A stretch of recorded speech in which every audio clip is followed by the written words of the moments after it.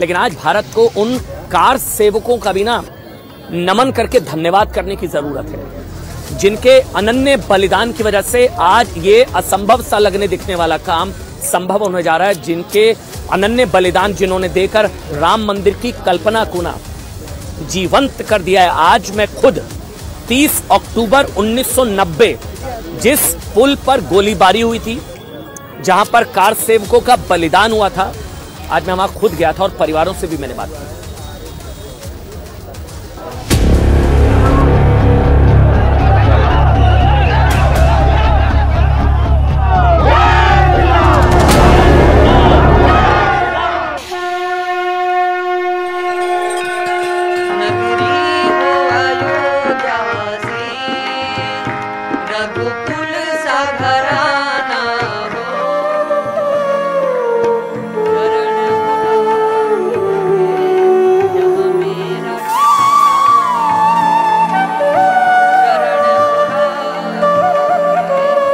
अयोध्या अपने पुराने वैभव को हासिल करने वाली है, लेकिन ये इतना आसान नहीं था।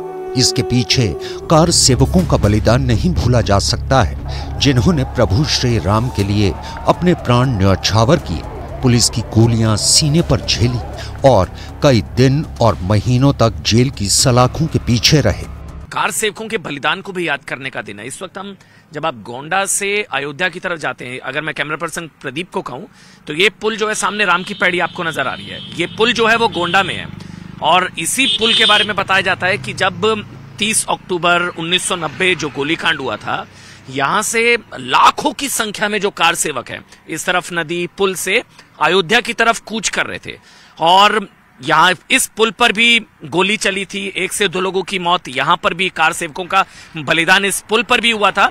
ये गोंडा से अयोध्या जब आप जाते हैं, क्योंकि जब 30 अक्टूबर 1990, इसके अलावा 2 तारीख को भी 22 अक्टूबर को भी गोलीबारी हुई थी, तो जो गोलीबारी हुई थी वो इस पुल पर भी हुई थी। कैसरगंज से बीजेपी सांसद ब्रजभूषण शरण सिंह भी उस वक्त आंदोलन में बड़े नेता के रूप में शामिल थे और विवादित ढांचा गिरने पर सबसे पहले गिरफ्तारी भी दी थी। वो जेल में रहे? हाँ, काफी दिनों तक। 2 महीने शायद। हाँ, 2 महीने 90 में, और सीबीआई ने सबसे पहले हमको अरेस्ट किया था जब विवादित ढांचा गिराया गया था, तो उस समय सबसे पहले अरेस्ट मेरी हुई थी। और वर्तमान समय में सबसे पहले अरेस्ट आपका? सबसे पहले अरेस्ट वर्तमान समय में जो कार सेवा मामले में जो विवादित ढांचा ढाया गया, तो उसमें जो सीबीआई ने 40-42 लोगों के खिलाफ मुकदमे दायर किए, उसमें सबसे पहले अरेस्ट सीबीआई ने मेरी की थी। वर्तमान समय में जो ये सतपाल सिंह जी हैं, बागपत के सांसद, मुंबई पुलिस, हाँ, मुंबई पुलिस कमिश्नर होते थे, यही मुझको गिरफ्तार करने के लिए आए थे। तो पहली गिरफ्तारी आपकी थी? पहली गिरफ्तारी 90 में भी पूरे देश में सबसे पहले गिरफ्तारी।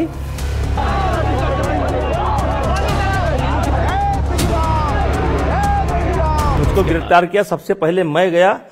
भगवान मुझको पहले भेज देते हैं जेल की व्यवस्था को ठीक करने के लिए। मैं पहले यहाँ भी हाँ, जेल में भाई, जैसे नया आदमी जेल में पहुंचेगा तो क्या खाना है, क्या पीना है, कहाँ रहना है, अब ये सब मुझको बचपन से अनुभव है कि कैसे जेल से सहूलियत ली जाए, कैसे घी लिया जाए, कैसे भोजन बनवाया जाए, कैसे कंबल लिया जाए। तो भगवान मुझको हर बार पहले भेज देते थे। कार सेवकों की सेवा जेल में बैठकर कर रहे थे? हाँ, किया मैंने। अच्छा। मैं जब मुलायम सिंह जी ने मुझको 1.5-2 महीने पहले अरेस्ट करा लिया, तो मैं रोज जेल में यही सवाल पूछता था कि बाहर इतनी हलचल है, मुझे क्यों? तब मुझे उत्तर मिला, तब जब पूरे देश के कार सेवक आते थे, गिरफ्तार होते थे और सब मारे भी जाते थे। अयोध्या के ये रास्ते, गलियां और मकान गवाह हैं उस दौर के जब सैकड़ों नहीं हजारों बल्कि लाखों कार सेवकों ने अपने प्रभु श्री राम के लिए आंदोलन शुरू किया था। 33 साल पहले जब राम भक्तों पर गोलियां चली थी, तो उस दिन क्या हुआ था, चश्मदीदों ने कहानी न्यूज़ 18 को बताई।